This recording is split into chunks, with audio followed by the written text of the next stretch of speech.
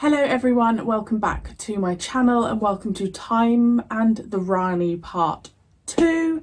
I hope you're all doing really well. I'm also aware I was wearing this jumper I think in the last reaction, so my bad, but I promise you I watched that like last week. It is freezing, I've had to put my duvet on me. It is like -3. Lovely, jubbly, nice cozy day.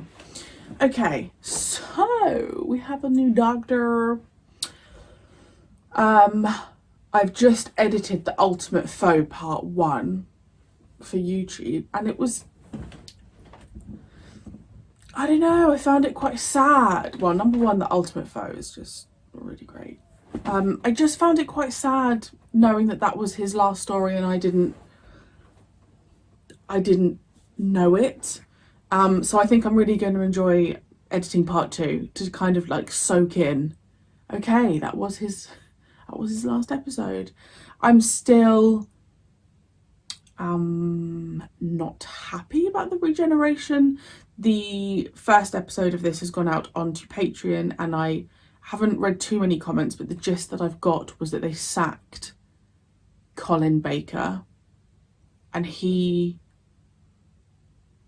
like didn't know to some extent, like something like that.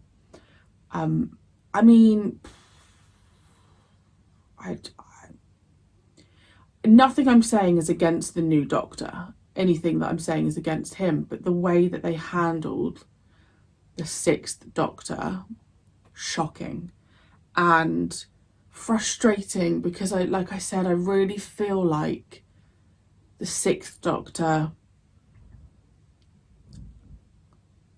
was probably my least favourite to start with, because he started off, like I said, really arrogant and I just thought, who is this? And he was just incredible by the end, and I'm frustrated that we didn't get more. I'm annoyed that we didn't have a proper goodbye, because I think Colin Baker as an actor would have been immensely capable of having one of those incredible final monologues, and we didn't get it, and I find that frustrating and a waste.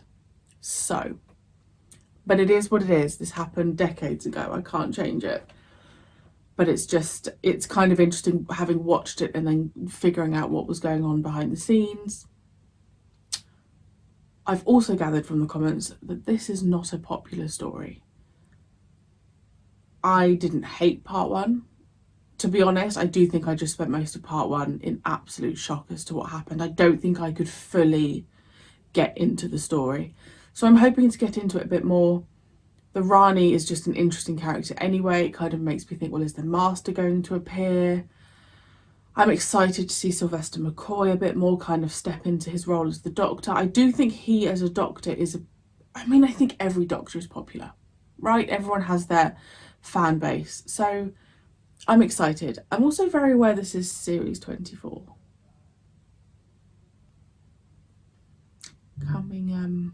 Coming ever closer to the end, which is sad, but I have just started the Sarah Jane Adventures on Patreon and joy, absolute joy. It's just, I think it's going to become like my favourite show ever. It's just wonderful. Anyway, let's crack on. Anything I need to say? I don't think so. I think that's everything. Thank you for your continued support. I'm just going to mention that because I think you should always know that I really appreciate you. Full links are on Patreon. Link is below. Right. I really hope this episode is good. I hope it just doesn't go super weird.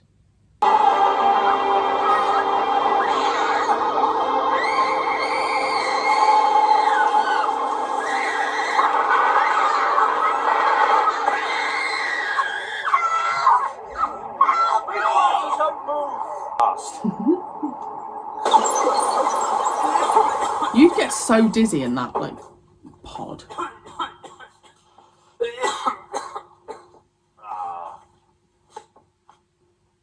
If the Rani was after our experiment, we must be playing with fire. Oh, forget the Rani. She's finished, destroyed. Is she? Oh, don't underestimate her. She's a brilliant but sterile mind. There's not one spark of decency in her. I'm overwhelmed. Such superior diagnostic talents.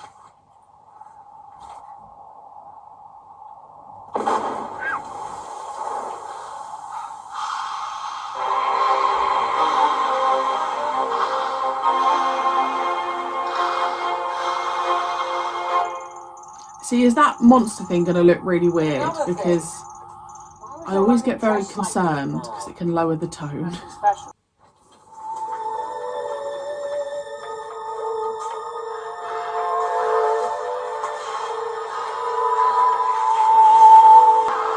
See, why does someone need to go down? Oh, you've got to pull the chain.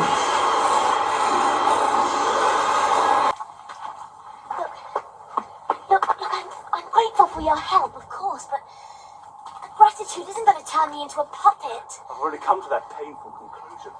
Well, then tell me, are we just running scared, or are we heading for somewhere in particular? The answer to both questions is yes. Now can we go?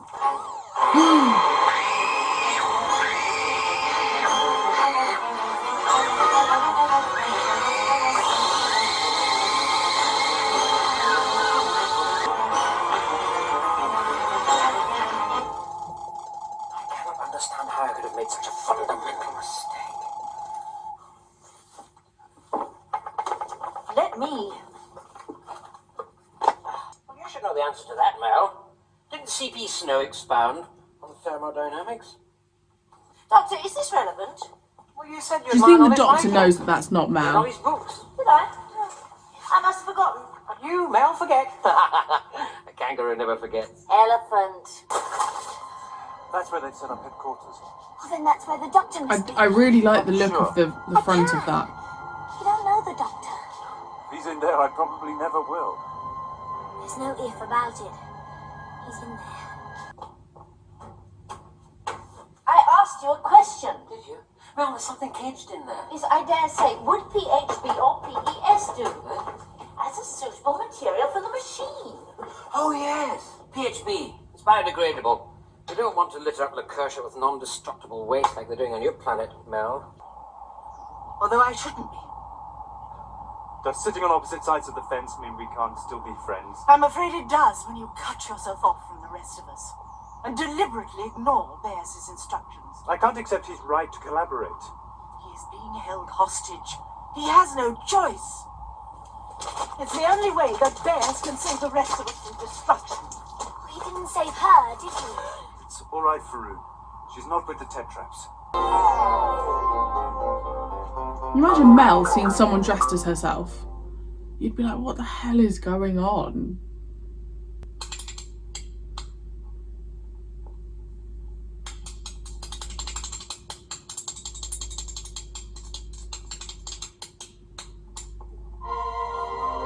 Wow, that was like weirdly, really impressive. Oh God, she's not seen him.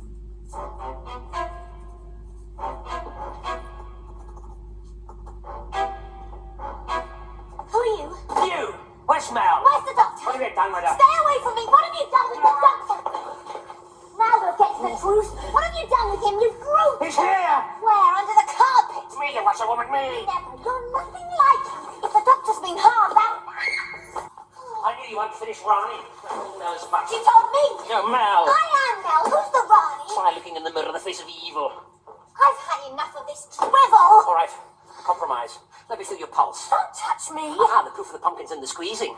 You don't even talk like the doctor, you miserable fraud. Let me feel your pulse. Pulses, I should say, 2 of them, 1 for each heart. You're a raving lunatic. Yes, perhaps I am, because you're the Rani I'm dicing with destruction. And if I'm Mel... Mel, the worst she'll do is give me carrot juice.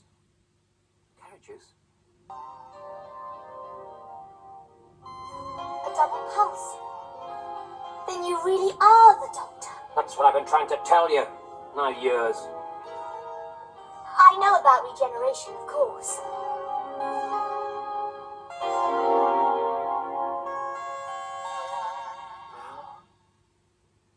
But you're completely different. Who would have thought she would have been so obvious? That's my age. I'm the Rani's.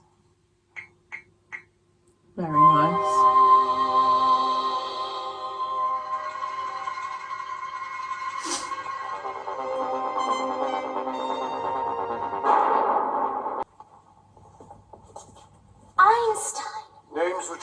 genius to us. Geniuses, every one of them. The Rani's collected together the most creative minds and the most powerful matter in the universe. She's a murderess. San was not her first victim. There have been many. The scope of her imagination is breathtaking. You sound as though you admire. Not admiration, fascination.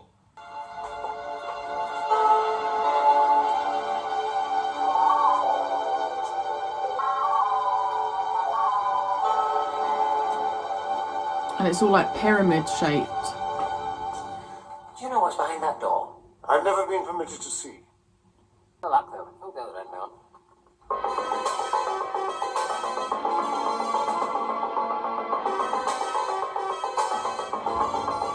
This music is so 80s. You're not concentrating, Mel. Hold it steady. I've got to maneuver it into position.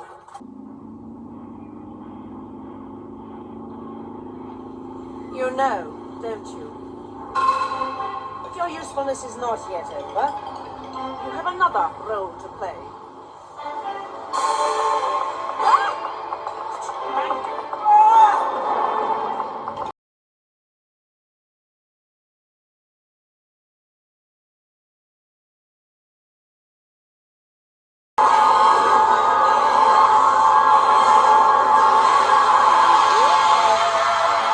Right, so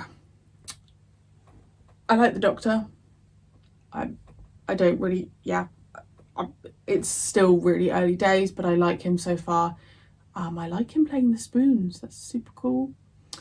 Mel is really great. There was a lot of screaming in that, but I still really like the character of Mel.